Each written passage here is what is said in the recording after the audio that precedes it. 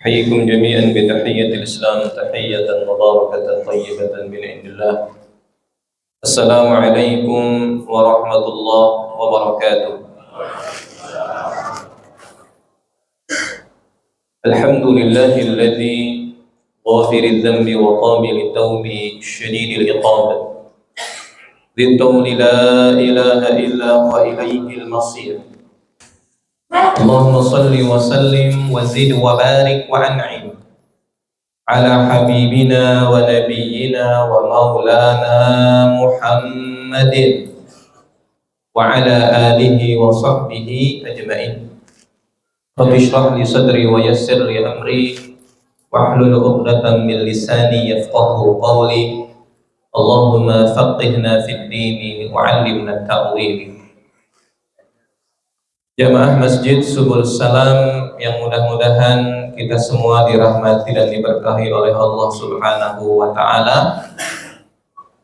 Alhamdulillah, kita masih dikasih kekuatan istiqamah untuk bisa menyempurnakan ibadah puasa kita dan melanjutkan ibadah qiyamul Ramadan.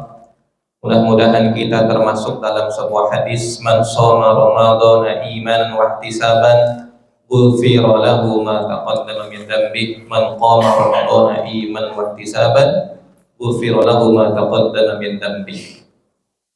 Mudah-mudahan kita semua mendapatkan ampunan dari Allah Subhanahu wa Ta'ala, karena kita semuanya sadar diri. Karena bulan Ramadan itu bulan yang seharusnya membuat orang tahu diri. Tahu diri seperti apa? Tahu diri kalau kita ini banyak salah. Sadar diri kalau kita ini banyak dosa. Gak ada satupun di antara kita yang ada di ruangan ini yang bebas dari dosa. Gak ada satupun di ruangan ini yang menjadi orang yang disebut maksum, yang terbebas dari maksiat.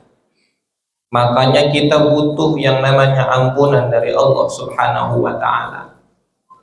Untuk itu Allah kasih kesempatan berulang kali kepada kita untuk mendapatkan ampunan ini, sehingga kita sampai detik ini masih bisa ketemu Ramadan. Maka jemaah sekalian, pada malam hari ini kita akan belajar dari sosok-sosok hamba-hamba Allah pilihan yang tahu diri, sadar diri ketika pernah melakukan kesalahan. Mereka semua diabadikan dalam Al-Quran sifat-sifat baiknya. Salah satunya karena i'tiraf, melakukan yang namanya pengakuan, agak denial, enggak menyangkal, enggak mengkambing hitamkan orang lain.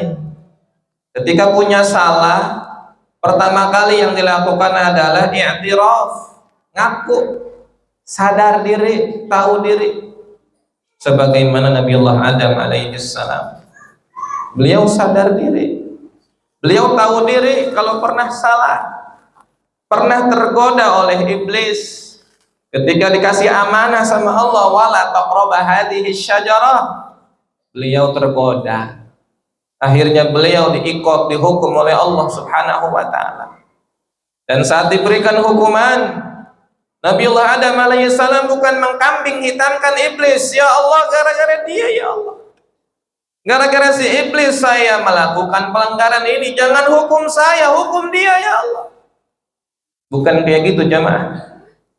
Nabi Adam alaihissalam, langkah pertama yang beliau lakukan untuk mendapatkan ampunan dari Allah bukan nyari-nyari kesalahan pihak lain, tapi justru dia mengaca ke dalam diri sendiri dengan mengucapkan sebuah doa yang kita semua hafal.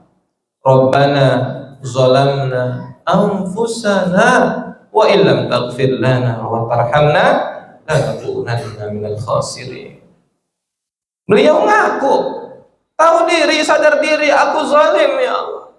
Aku telah menzalimi diriku ya Allah. Jika engkau tak mengampuni, tidak memaafkan, tidak menyayangi, maka aku termasuk orang yang paling merugi ya Allah. Begitupun juga dengan Nabi Yunus alaihissalam. Beliau pernah khilaf, meninggalkan kaumnya dalam keadaan marah di saat kaumnya diberikan nasihat, saat kaumnya diajak dengan baik-baik secara persuasif untuk kembali ke jalan Allah, meninggalkan kemusyrikan, meninggalkan kemaksiatan, mereka malah lari, mereka malah mengancam nabinya, mereka menutup telinganya. Nabi Yunus alaihi salam pun marah, kecewa, dan meninggalkan mereka dalam keadaan perasaan masih menyimpan perasaan mughadibah, perasaan amarahnya. Dan di saat itu beliau dihukum oleh Allah Subhanahu wa taala, dan saat dihukum oleh Allah Subhanahu wa taala, lagi-lagi kita paham beliau melakukan i'tiraf, ngaku, sadar diri, tahu diri kalau bukan mereka yang salah, namun dirinya yang salah, yang kurang sabar menghadapi kaumnya, umatnya yang keras kepala. Maka ucapan pertama kali yang beliau ucapkan bukan nyalahin umatnya, nyalahin orang lain, tapi menyalahkan diri sendiri. La ilaha illa anta subhanaka inni kuntu minaz zalimin. Tiada ilah melainkan Engkau ya Allah, maha suci Engkau ya Allah, aku zalim ya, aku sadar aku ini kurang sabar, aku sadar aku zalim, aku sadar ya Allah. Itu yang pertama beliau lakukan.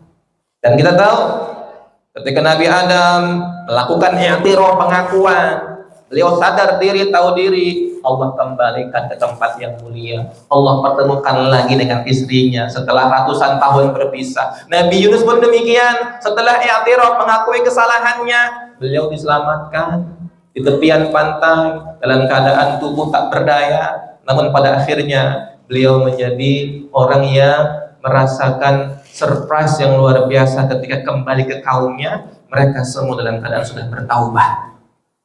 Semua karena apa? I'tiraf, jemaah. Ngaku, sadar diri, bukan melemparkan kesalahan kepada pihak lain. Nabi Musa alaihi salam pun pernah salah. Beliau pernah melakukan pembunuhan tanpa disengaja.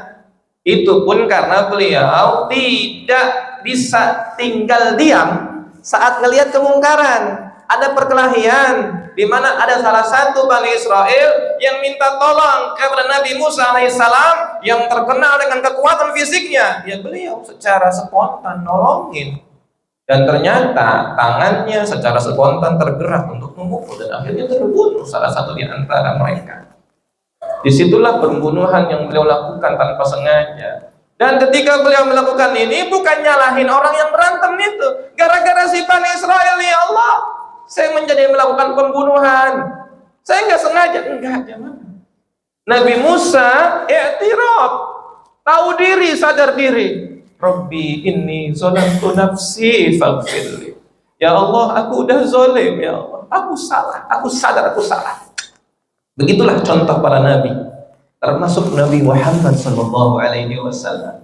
Saat beliau ditegur ketika dalam peristiwa surat Abasa, ada sahabat yang buta, Abdullah bin Ummi Maktum radhiyallahu an, yang mengikuti pengajian para pembesar Quraisy, yang beliau nggak tahu itu pengajian khusus, pengajian spesial untuk tamu-tamu pilihan. Rasulullah saat itu bermuka masam, wajahnya menunjukkan gestur yang tidak nyaman dengan kehadiran Abdullah bin Ummi Maktum, dan Allah menegur, turun satu surat, dan kita paham betul ayatnya. Abasa wa tawalla an ja'ahul a'ma wa ma yudrika la'allahu yazakka. Nabi bukan nyalahin Abdullah bin Ummi Maktum. Beliau secara sportif mengakui beliau salah dan beliau perbaiki. Bahkan setelah kejadian itu, Abdullah bin Ummi Maktum selalu mendapatkan karpet merah, berada di kelas VIP jika mengikuti pengajiannya Rasulullah SAW. Bukan beliau merasa tersinggung dengan adanya Abdullah bin Ummi Maktum, gara-gara Abdullah bin Ummi Maktum aku ditegur oleh Allah. Tidak, jemaah. Secara sportif beliau mengakui ini kekeliruan yang langsung diarahkan oleh Allah Subhanahu wa ta'ala. Selain bulan Ramadan, sadar diri tentang kelemahan dan kesalahan kita. Bulan Ramadan adalah bulan sadar diri tentang potensi kita masing-masing. Semua punya potensi yang beda-beda, punya kelemahan, punya kelebihan. Maka manfaatkan potensi kita. Di zaman Nabi pernah ada jemaah. Nama sahabatnya Abu Dzar Al-Ghifari radhiyallahu anhu. Abu Dzar ini tertarik dengan sebuah jabatan. Beliau minta kepada Nabi, ya Rasulullah, berikan aku jabatan. Aku bisa ya Rasulullah. Yang lain dikasih jabatan, dikasih amanah, aku juga pengen dong dikasih jabatan. Abu Dzar Al-Ghifari minta jabatan ke Rasulullah Shallallahu Alaihi Wasallam, dan Nabi orang yang paling cerdas memetakan potensi masing-masing sahabat. Dan saat itu Nabi menyampaikan, lah, tidak ya Abu Dzar, engkau lemah, engkau tidak cocok, engkau tidak cocok menempati jabatan ini karena hisabnya berat. Abu Dzar, berat. Ketika Abu Dzar direspon dengan seperti itu, beliau nggak tersinggung, jamaah. Abu Dzar sadar diri kalau Nabi udah bilang la, enggak, oh berarti emang dia nggak pantas. Beliau sadar diri, nggak protes kepada Rasulullah yang nggak ngasih jabatan kepada beliau. Kenapa? Beliau paham potensinya. Oh berarti saya belum pantas menerima jabatan ini. Makanya Nabi ketika memilih sahabat-sahabatnya, beliau kenal potensi masing-masing. Kenapa Bilal nggak disuruh menjadi panglima perang? Karena emang bukan di situ potensinya. Bilal bin Rabah punya suara yang sangat indah, terkenal sekali jemaah. Kita pernah mendengar video viral orang-orang Afrika yang membaca surat Maryam, suara indah banget. Ya, memang terkenal orang-orang Afrika memiliki suara melengking yang indah. Makanya dijadikan tuh Bilal bin Rabah sebagai muazzinnya Rasulullah. Bukan dijadikan sebagai panglima perang. Khalid bin Walid radhiyallahu an bukan dijadikan sebagai ahli tafsir. Kenapa? Karena Rasul paham bukan di situ muyulnya, passionnya bukan di situ. Potensi beliau bukan di situ. Khalid bin Walid dari kecilnya udah terlatih di medan tempur, menjadi panglima perang. Zaid bin Sabit radhiyallahu an sengaja dijadikan Nabi sebagai penulis wahyu, jemaah, sebagai tim sekretarisnya Rasulullah. Kenapa? Karena memang passionnya di situ. Dan Nabi tahu betul masing-masing potensi sahabatnya. Begitupun juga dengan Nabi Yusuf alaihissalam. Beliau pernah meminta kepada pemimpin negara Mesir saat itu, di saat Mesir diancam dengan ancaman krisis ekonomi yang sangat parah. Nabi Yusuf paham potensinya.